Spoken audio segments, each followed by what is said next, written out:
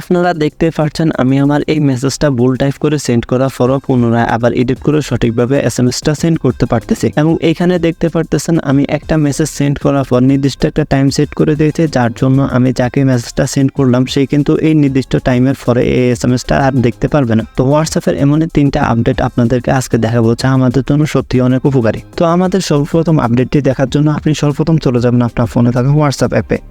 WhatsApp অ্যাপে আসার পর আপনি যাকে একটা এসএমএস পাঠাতে যাচ্ছেন তার আইডিতে চলে যাবেন। তার আইডিতে যাওয়ার পর যখন আপনি এখান থেকে তাকে কোনো একটা এসএমএস লিখলেন, লেখার পর এখান থেকে সেন্ড করে দিলেন। সেন্ড করে দেওয়ার পর এখান থেকে যদি আপনি দেখতে পারেন যে আপনার এসএমএসটা ভুল টাইপ হয়েছে, ভুল টাইপ হওয়ার পর আপনি এই এসএমএসটাকে আবার পুনরায় এডিট করে সঠিকভাবে লেখার জন্য এভাবে ট্যাপ করে ধরে রাখবেন। ট্যাপ করে ধরে রাখার পর এখানে উপরে 3 ডট আইকন দেখতে পারবেন, এই 3 ডট আইকন উপরে একটা ক্লিক করে দেবেন।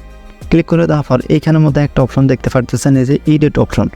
আপনি যখন এই এডিট অপশনের মধ্যে ক্লিক করে দেবেন, এডিট অপশনে ক্লিক করার পর আপনার সামনে এরকম ইন্টারফেস শো হয়ে যাবে। এখান থেকে আপনি এই এসএমএসগুলোকে আপনার আবার সঠিকভাবে লিখে এখান থেকে দেখতে পাচ্ছেন টিক আইকন শো করতেছে, আপনি টিক আইকনের উপর ক্লিক করে দিলে এখান থেকে আপনার এসএমএসটাকে আবার পুনরায় এডিট করে সঠিকভাবে সেন্ড করতে পারবেন।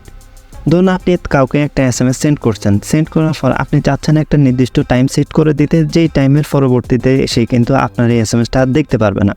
তো এই কাজটি করার জন্য সর্বপ্রথম আপনি এখানে দেখতে পারতেছেন সে ব্যক্তির আইডির নেমটা এখানে শো করতেছে, আপনি আইডির নেমের উপর একটা ক্লিক করে দেবেন।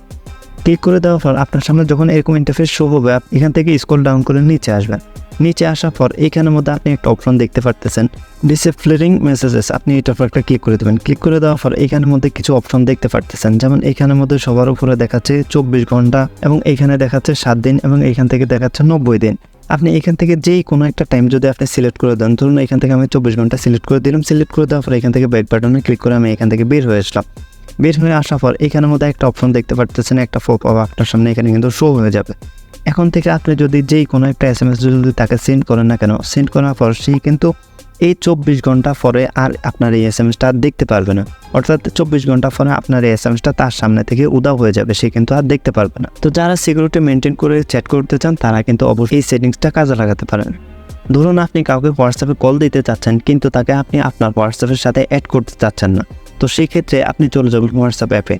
হোয়াটসঅ্যাপ অ্যাপে আসার পর আপনি যে কোনো একজনের আইডিতে চলে যাবেন। আইডিতে যাওয়ার পর সেই ব্যক্তির নাম্বারটা এখান থেকে টাইপ করে দেবেন। তো এখান থেকে টাইপ করে দেওয়ার পর আপনি এখান থেকে সেন্ড করে দেবেন। সেন্ড করে দেওয়ার পর এখানে দেখতে পাচ্ছেন আপনার সেই নাম্বারটা কিন্তু এখান থেকে ভুল হয়ে গেছে। এখন আপনি যদি তাকে ফোন করতে চান এই নাম্বারটার উপর ক্লিক করে দেবেন। ক্লিক করে দেওয়ার পর এখান থেকে দেখতে পাচ্ছেন কল অন হোয়াটসঅ্যাপ, তো আপনি কল অন হোয়াটসঅ্যাপের উপর একটা ক্লিক করে দেবেন। ক্লিক করে দেওয়ার সাথে সাথে কিন্তু আপনি দেখতে পারতেছেন তার আইডিতে কিন্তু ফোন চলে গেছে। তো এইভাবে চাইলে আপনি যেই কাউকে আপনার হোয়াটসঅ্যাপে অ্যাড না করেও কিন্তু তাকে ফোন করতে পারেন। তো এই ছিল আমাদের আজকের হোয়াটসঅ্যাপের 3টা আপডেট।